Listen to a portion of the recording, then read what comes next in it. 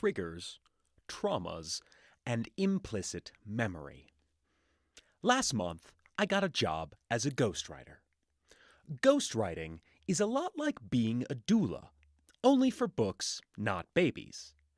It's a long-term, semi-intimate relationship based on delivering something new. I'm there to make the process as smooth and easy as possible. The author I'm working with is a behavioral and family therapist with a specialty in children's play therapy.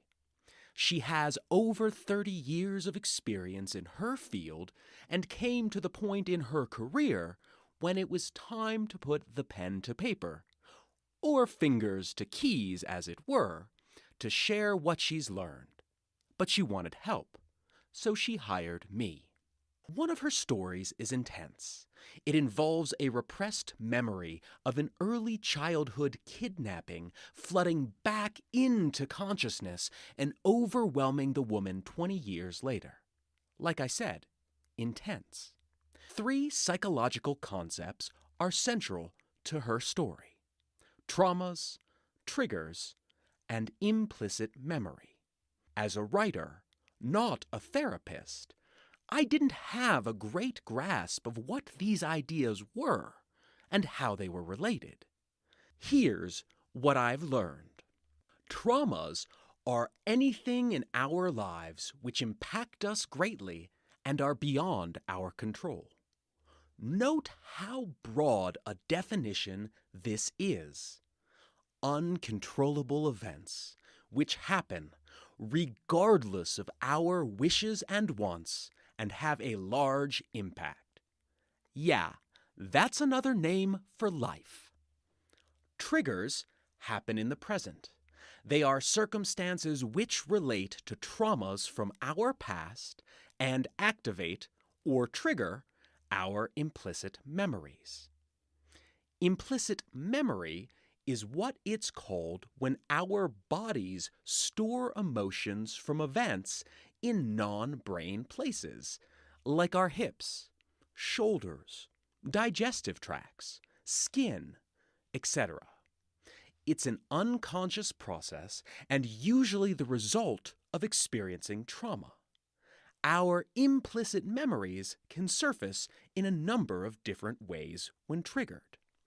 Basically, it goes like this.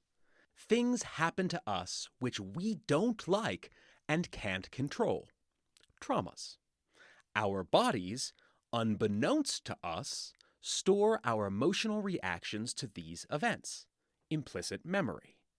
Then, when we encounter similar events in our current life, triggers, our implicit memories activate. Sometimes the symptoms of this activation are physical.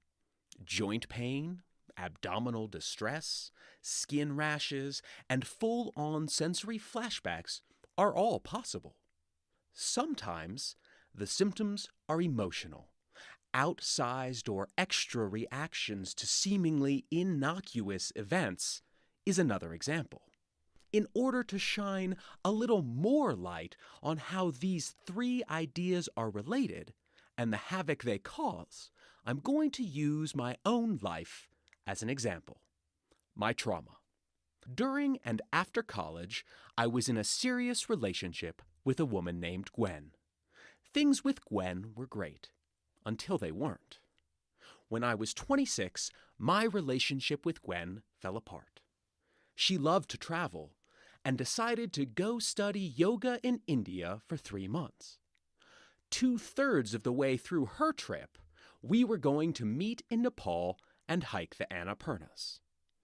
About a month before I was supposed to fly around the world and meet her in Kathmandu, things got weird. Communication faltered. Our normally consistent email chain became infrequent and sparse. Instead of her usual ashram rhapsodies, she started writing a lot about her new friend, Scott. I was in agony. My insides were in knots. I barely slept. I hardly ate. I was working 60 hours a week, saving what money I could, and probably drinking more than I should. All the while, I had a not-so-good feeling about what was happening in India. And I was right to. Upon landing in Nepal, after what amounted to about 40 hours of travel, I learned the truth. Gwen explained to me how she had been sleeping with Scott, how we were done. I was shattered, and stubborn, and stupid. Instead of believing what Gwen told me, I thought I could save our relationship. I thought I could win her back and force us to be what I wanted. I went as far as to get down on one knee and propose.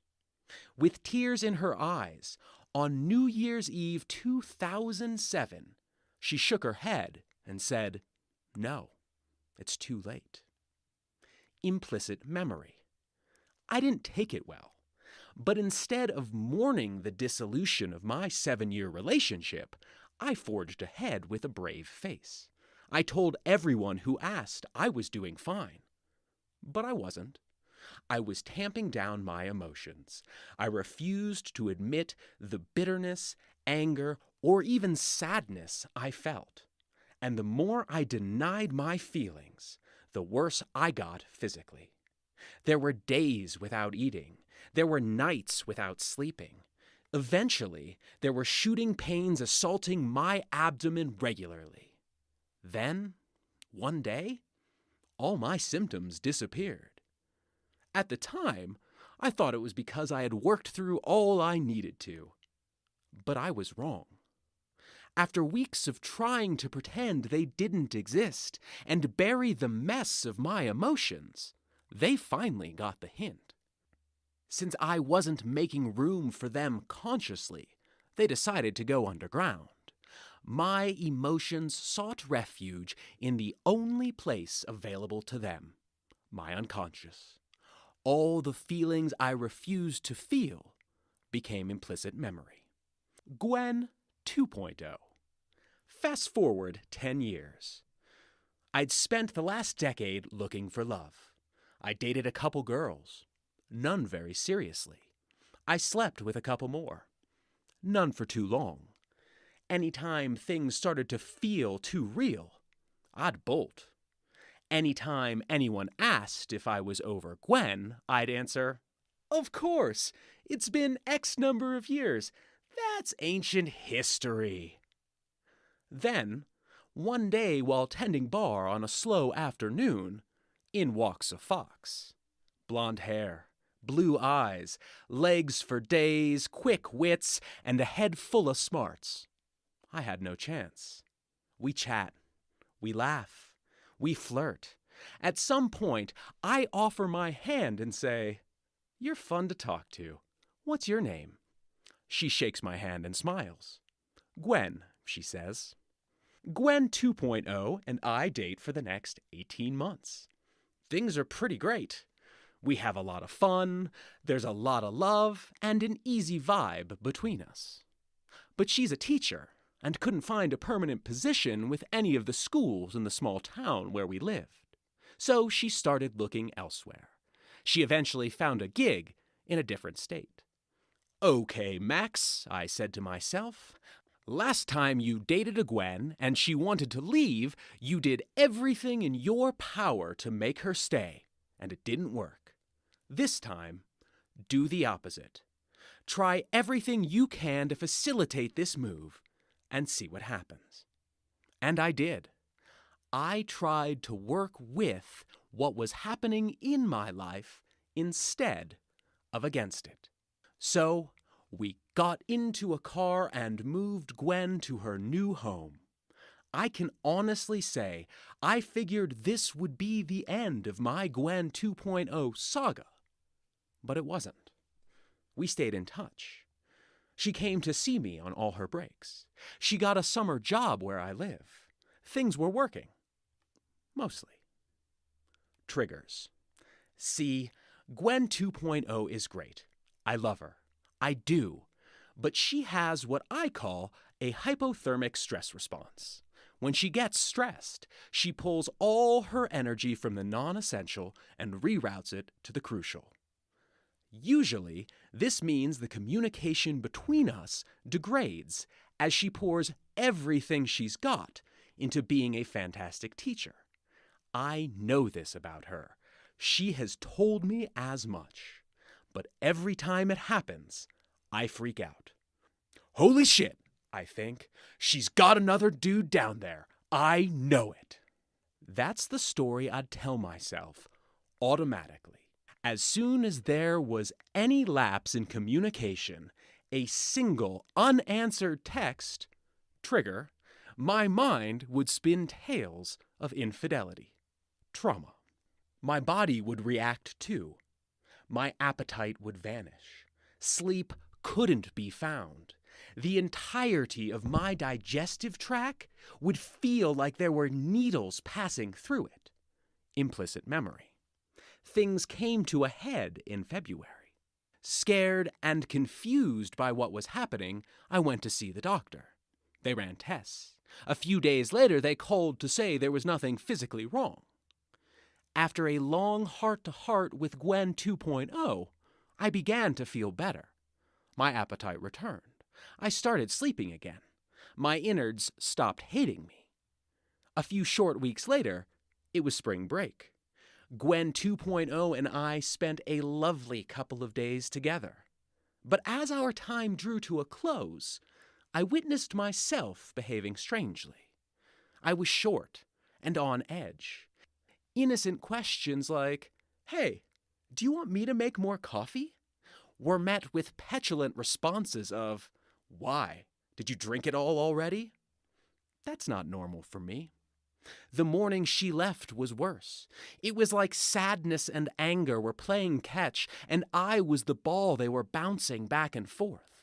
One minute I was in tears because I felt like I'd never see her again. And the next, I'd set my jaw, glare, and seethe. It wasn't until landing the ghostwriting gig a couple months later I began puzzling out what was going on with me. Putting the pieces together. The circumstances of my relationship with Gwen 2.0 were triggering traumas from my relationship with Gwen 1.0. The visceral reactions I felt in my body, the digestive distress, the sleep disruptions, the outsized and unregulated emotions were fossils. They were leftover relics from an earlier time in my life when similar events transpired. They were implicit memory. Every lapse in communication, trigger, between Gwen 2.0 and I was met with suspicion, worry, and fear, implicit memory, courtesy of what had happened with Gwen 1.0, trauma. And that is profoundly unfair. Gwen 2.0 is not the same person as Gwen 1.0. 36-year-old Max is not the same person as 26-year-old Max. Yet, my reactions to what was happening now were based entirely on what did happen then. Wrapping up. I wanted to share my story because I thought it might help. Lord knows, had it not been for getting the job I did, I'd never have put any of this together. Fortunately, I did. The takeaway here has to do with reactions. Sometimes the way people respond to situations they face has a lot more to do with their past than it does with what's actually happening in their present. And, as I said before, while common and understandable, it's also profoundly unfair. Now is different than then. You are a different person. The situation you're facing is different. Even if it involves the same person, that person isn't the same as they were before. They can't be, because Bowie was right. Time changes us all. Our job is to appreciate the uniqueness of what is happening here and now, especially when it reminds us of a previous then. Allowing triggers, traumas, and implicit memory to run roughshod over our lives keeps us from doing that important job.